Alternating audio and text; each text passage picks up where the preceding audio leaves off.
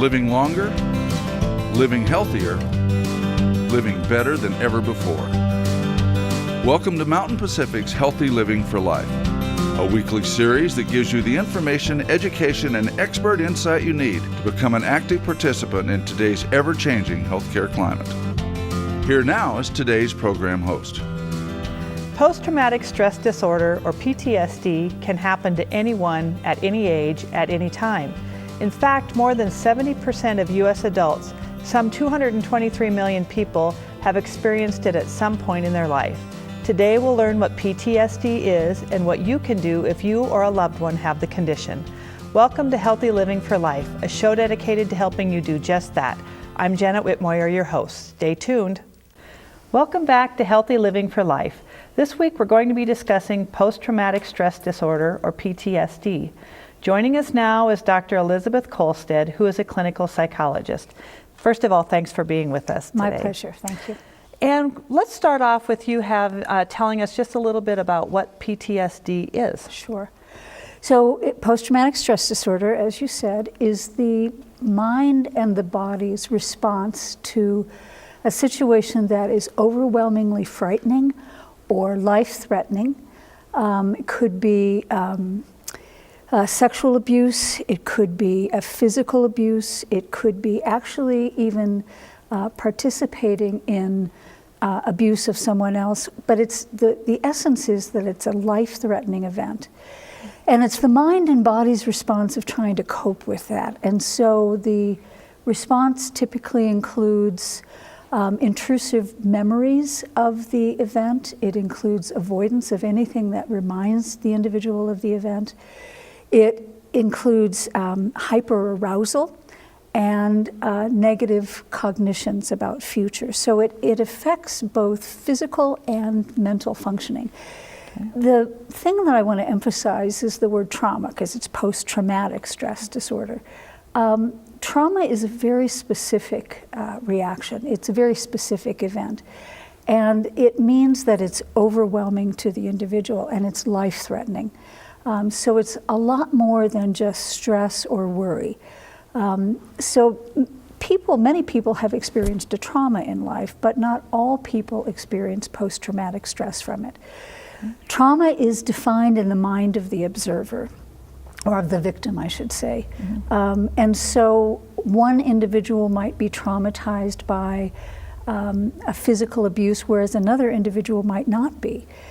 So they can see it as a different experience. And to some extent, it's determined by the amount of control the individual has. So, for example, survival from a concentration camp experience for most people was traumatic. But for someone like Viktor Frankl, who's a philosopher, he made meaning out of it. And so for him, that meaning reduced the level of trauma that experience entailed. So trauma is very specific. It means that it's life-threatening and overwhelming, and the definition of trauma is in the mind of the victim. Okay, that makes sense. So are there different types of PTSD?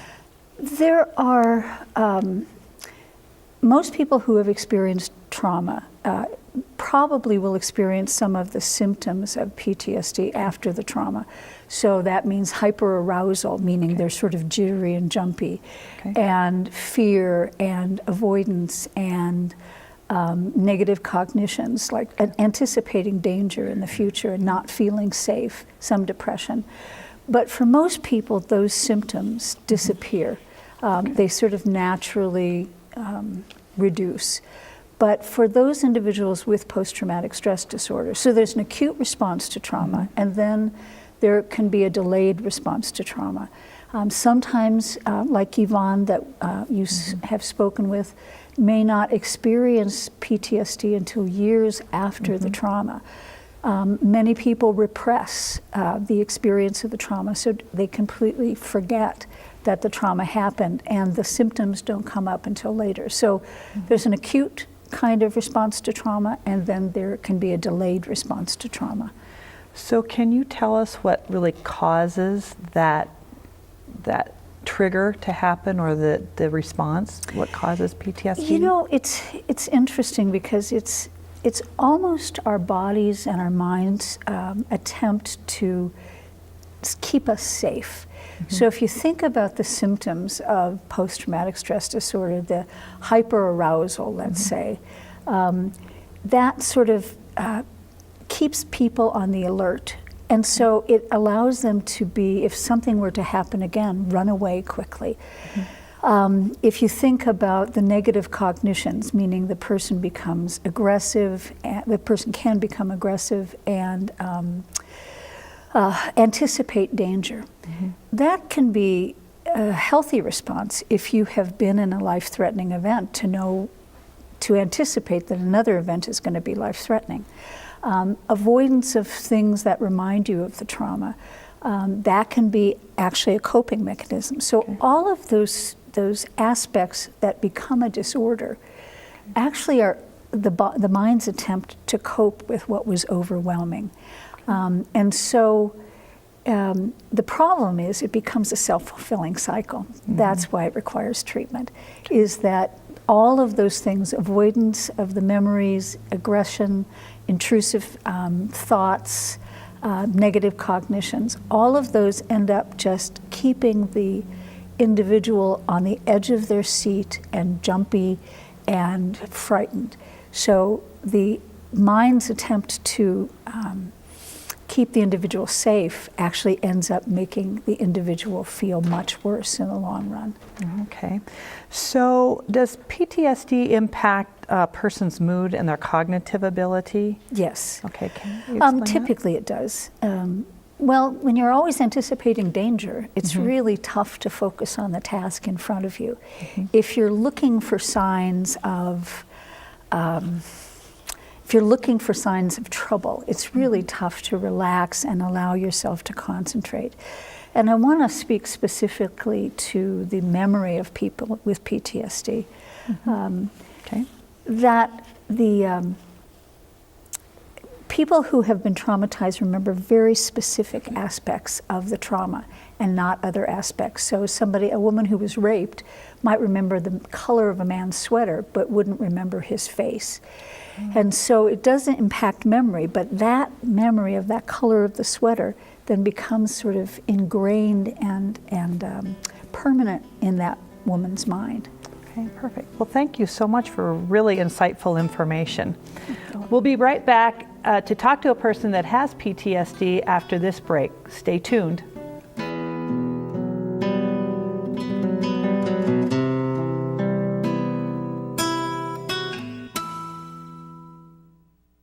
Welcome back to Healthy Living for Life. My next guest is Yvonne Field. Yvonne lived with PTSD for 30 years before she sought help. She's here to talk about her experience in the hopes that it may help someone who is watching this. Thanks so much for being with us, Yvonne. Yep. So first of all, as I just mentioned, it took you several years before you were able to seek help.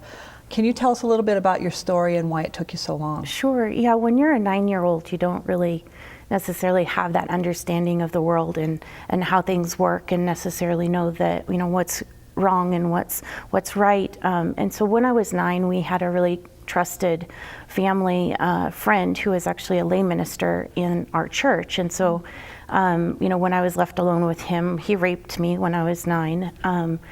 He did something similar to my older sister. And when my mom found out about that, she didn't do anything. And so for me as a 9-year-old, I thought that was the way that was then, and I didn't get any help. And it is really important for parents, if they know about that, to do something about it and get help for kids right away. It wasn't until I was started teaching in the public schools and was working with children who were my age that had some trauma in their life that I started to be able to deal with that. When I was 16, I did kind of started to work through some of that, but I didn't have a great counselor, great mental health professional. So that kind of stopped that process for me for a long time. And I finally started going to a therapist when I moved here to Helena, and just ended up with a really excellent mental health professional that created a really comfortable, safe environment for me to be able to process and work on that. Okay. So can you tell us a little bit about how PTSD has affected your life? Sure. Not having treatment, it means that your relationships with people are really interrupted. I had a really hard time in terms of just romantic relationships, of being able to trust people, and even knowing who are the right kind of people to have in your life. Because when you're abused like that, you think that that's the norm. And so that was one thing. In work environments too, with PTSD, there are things that happen that can trigger some of those memories and cause a lot of anxiety and even panic attacks, and kind of flashbacks and feeling like you're being in that trauma situation again. And so without having that formal diagnosis or having any kind of strategies to work with that, which I've gotten since I started therapy, that impacts whether you're able to progress in your work. I mean, definitely me, I want to be a teacher. I'm good at that. But I haven't, after working with that age group, that had a lot of impact on whether I was able to be really effective and good working with that age group. Okay. Yeah. So was there a defining moment or something that spurred you to say, I need to get help? Yeah, I've been off and on suicidal for most of my life because of what happened. And so that for me was being kind of at rock bottom and being suicidal. I do have a son who needs me, so that was a big motivator. Okay. Well, I'm glad you did. Yeah. So can you tell us a little bit about the treatment? You said you're seeing a counselor that has been very helpful to you. Yeah. Can you tell us about the treatment that has been successful for you? Sure, yeah. I mean, we just started with cognitive behavioral therapy, helping me to kind of address what are these automatic thoughts that aren't necessarily the right way of thinking about things, and really being cognizant of what those are, and thinking about the things that cause anxiety, and having a way to kind of a systematic process to think about, well, is that real? And then how could I think about it differently, and how could that helps you to react differently to things. But really specifically to address the PTSD, we did cognitive processing therapy, which is pretty difficult when you're going through it, but it helps you to process. You actually write down and talk about what happened to you every day. And by repetition, it becomes something that's not so threatening and scary anymore. And actually by feeling all of those feelings and putting them out there, it helps you to not have that all shoved down inside anymore. And it helps you to kind of, then you start to think about, well, what are the things that are going on in my life that are really reactions based on that trauma that I had, and you can start to let some of that go. And I can imagine that this is just not a very rapid process. It takes a lot of time to get to this point. Right, and it was cyclical for me. The longer it takes to get help, the harder that process is. And so we would deal with something that was a little bit easier to talk about it first and process that, and we work towards the things that were the most difficult, and it was probably about a year-long process. And I'm still in therapy. That's something that's really important, is to continue to have that support that you need. Okay, so thinking back on your journey, can you tell us what you think things would have been like for you had you not sought treatment or help? I think I would have had a hard time maintaining my job, but in the end, I think that suicidal kind of ideation, I probably wouldn't be alive today. Okay. I've heard that outdoor activities have helped you tremendously with your recovery and your treatment. Can you tell us a little bit about that? Yeah, so when I moved back to Helena, of course, it's such a great place because you have the mountains right there. I started running with a group of women, and especially trail running for me. It seems like, what you're doing when you're trail running is you have to put a lot of your attention and focus on not tripping, and navigating the terrain. And it's just something that uses that PTSD part of my brain that's always kind of hyper alert or hyper vigilant to do something that's really productive. And I find, if I'm having a rough day, if I go out and do that, it helps to kind of alleviate that anxiety. It makes me feel a lot better. It was one of the things that I did when I was doing therapy as a tool that I used to help kind of combat some of that. Oh, awesome. Well, Yvonne, I want to thank you for coming and sharing your story so openly with all of us. We all learned that there is help for people who may have PTSD, Please seek help if you are one of them. We'll pause here for a short break and we'll continue our discussion on PTSD after these messages.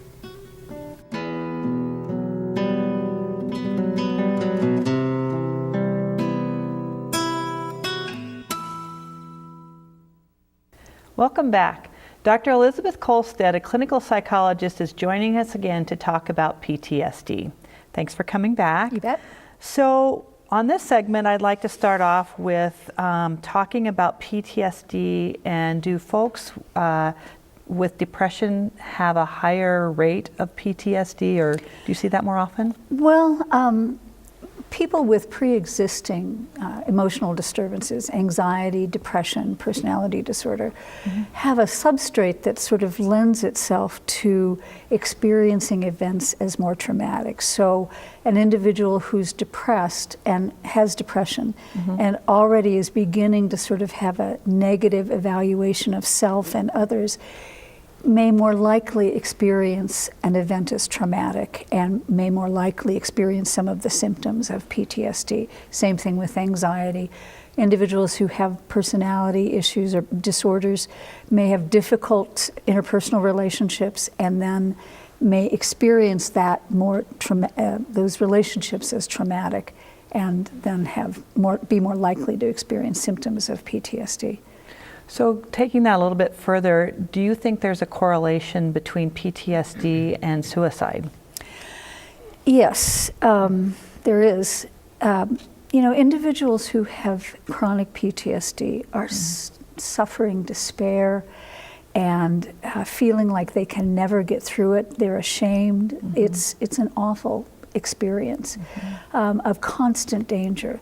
And I think that those people end up thinking about suicide as a way of escaping the constant pain and fear of PTSD.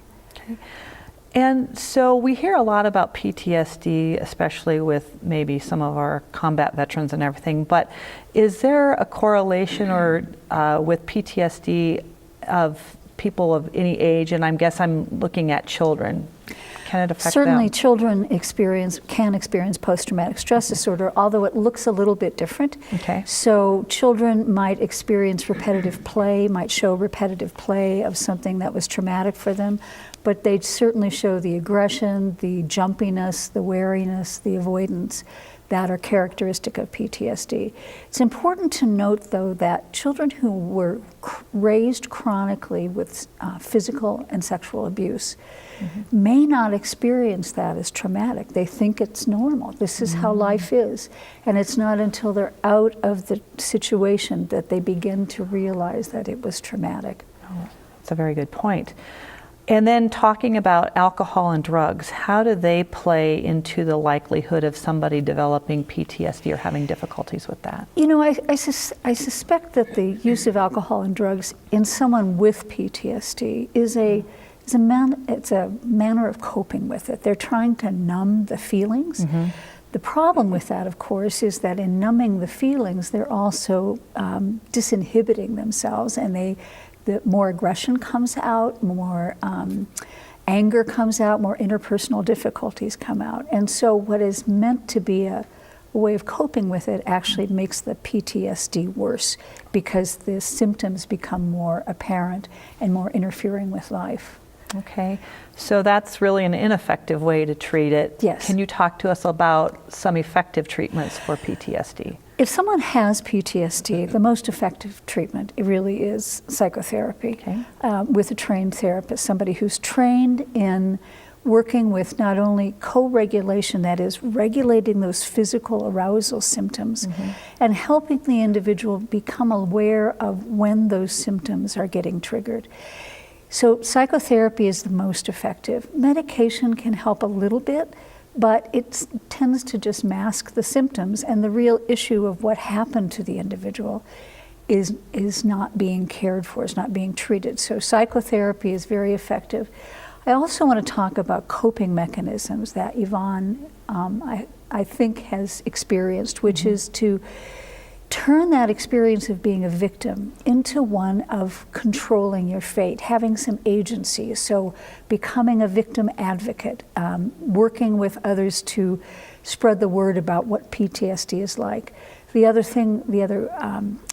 positive coping mechanism is exercise. We know exercise helps with just about anything, but it gives a sense of agency, and it can reduce some of that chronic hyperarousal that is a result of PTSD. So I would say psychotherapy with a good, well-trained psychotherapist who gets it and gets you and you feel comfortable with, and regulating arousal through exercise and sometimes through meditation, and then becoming an agent of some positive change. Great. I want to follow up just a little bit on the psychotherapy treatment. For folks who might not have insurance or who can't afford to have that type of treatment, is there the mental health services available for people in that situation?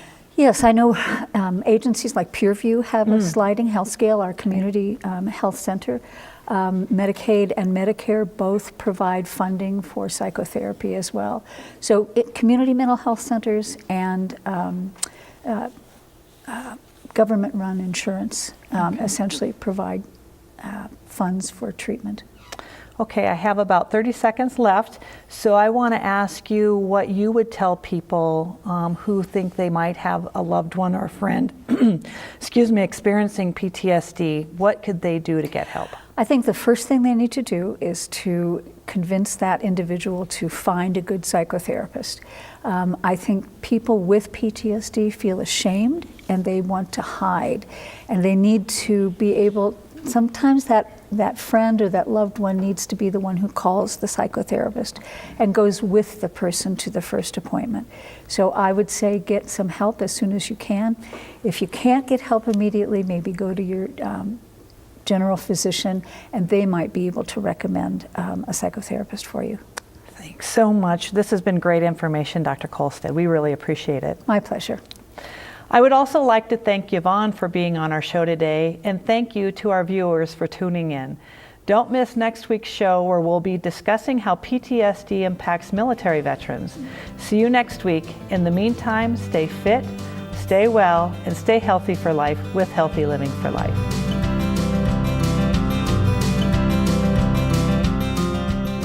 Healthy Living for Life is brought to you by Mountain Pacific Quality Health.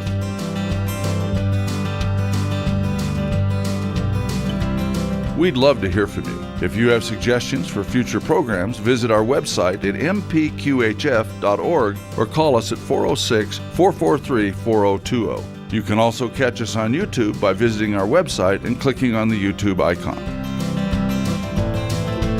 Special thanks to Fire Tower Coffee House and Roasters. Production facilities provided by Video Express Productions.